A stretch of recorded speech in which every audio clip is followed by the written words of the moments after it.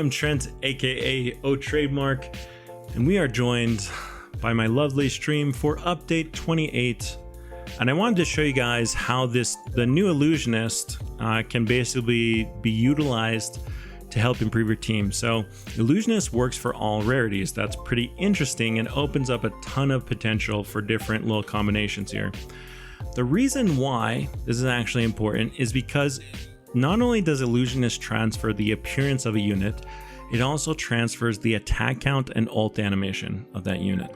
And so let me go ahead and we'll just kind of do a test here. I'm thinking that because, let me show you Dripaka real fast. First of all, so Dripaka has a long attack count, right? So you see him 1, 2, 3, 4, 5, 6, 7, 8, 9. Okay, so not many units in the game actually have a 9 attack count, and because it takes so long to charge up his ult, but his ult is really fast, this would be a really good unit to illusion to if you had a passive like God or something that increases your attack speed or cuts down on your attacks to charge your ultimate.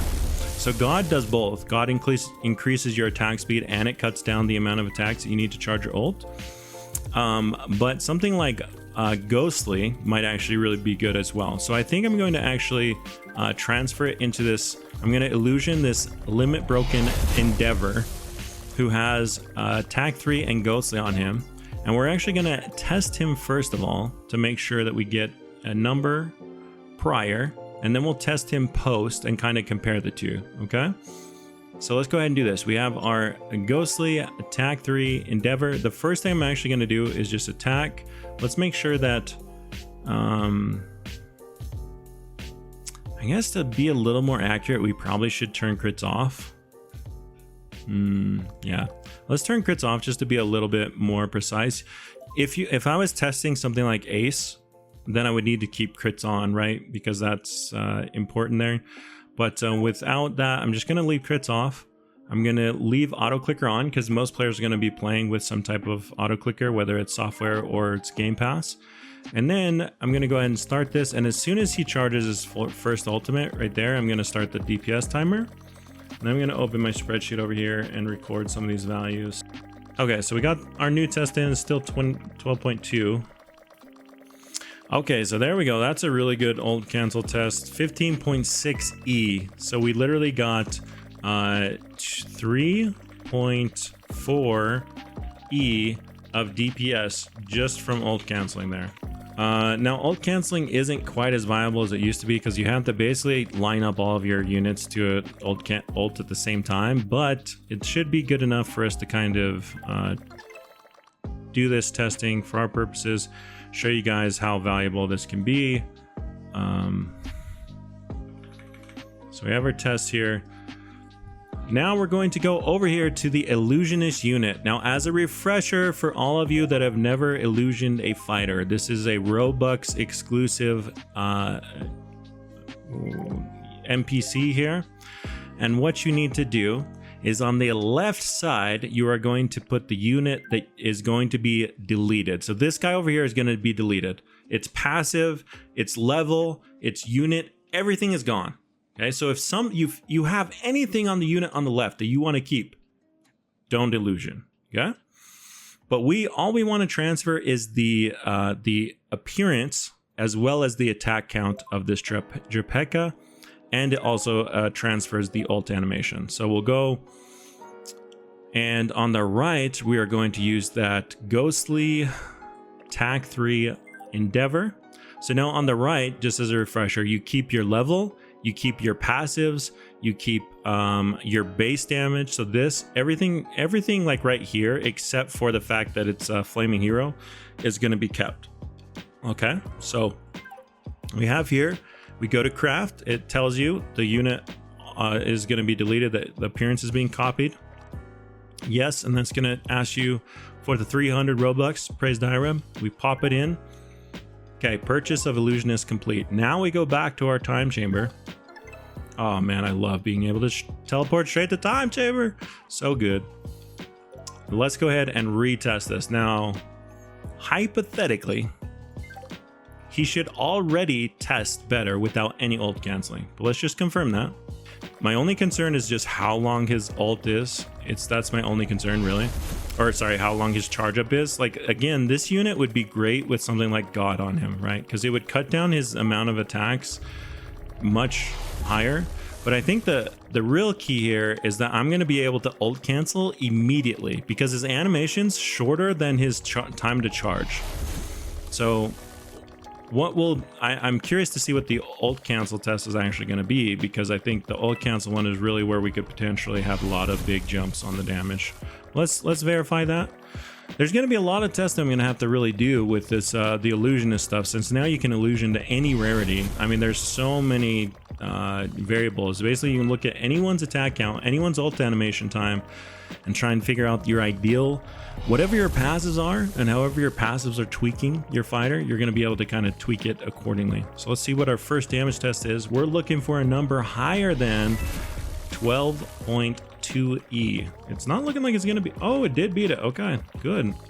Man, it's so confusing to me that every time it like trips me up thinking that it's not going to work. Let's do the same thing. I'm going to start the test a little bit earlier this time, right when it starts ticking down. We're going to test that one more time without the ult cancel. So not a huge improvement, but you can see 12.2E to 13E. I mean, that's 0.8E. The only thing I would say is, well, depending on how long you attack a unit, like if you attack a unit for not many cycles, Endeavor would still be better because he would ult before Goku is. You can see Goku takes a long time to actually charge up his ult. So it's just something to consider. Okay, so there we go. We got the second test in 12.9E. All right, so we did get a slight bump on our damage for going to Goku, Drip Goku here. And now what I'm going to do is take Goku again. And this time we're going to ult cancel. So this is the one that's pretty interesting to me. We want to get above 16E on the test. We're going to ult cancel immediately because Heka's animation is so short that it basically allows me to. Okay. So as soon as he charges it up, I'm basically going to immediately ult cancel. Just like that, instead of waiting a little bit on Endeavor. It's like a minute difference, but it should hopefully help get us more ultimates in. Oh, I think I did that one too fast. Rip. I think I just canceled that without even him processing it. Well, that's going to lower my DPC. Or that's going to lower the DPS a lot, so I might have to redo this test, but we'll see if it matters. Yeah, that's one problem with like ult canceling too, right? Is there's never like a perfect alignment of all your units to be able to ult cancel, unless you had the exact same passives in the exact same unit, or somehow you made all the passives line up together with the same attack counts on characters. It's really hard to get a full team of units that have the same attack, the same ult cycles for ult canceling. Awesome. 17.8E, guys. Okay, so this is what I'm talking about right here. That one little change there of that illusionist bumped us from 15.6E ult canceling up to 17.8, which is you know, really good for us. The thing is, Goku is actually not ideal for these passives. You'll notice that we got more improvement from him, just, well, about the same improvement. So let me see if I can show you guys this. So he went from 12.2E to 13E, so 0.8E improvement from just converting him into Heka, right? Which is nice. If you don't care about ult canceling, you don't care about all this, then you're just going to get a little boost of damage by switching your unit's appearance because of the different attack counts and animation, right? But if you actually ult cancel, that's where you can really get the value out of it. It goes from the 12.2E all the way up to 17.8E, right? So you're getting like 5.6E additional damage from the illusion plus an ult cancel. Going back to what I said though, there's going to be so much testing we're going to have to do in this update, because the thing is, we have every unit open to us that we can test, right? Every single one of the Robux units, every single one of the Robux stars units.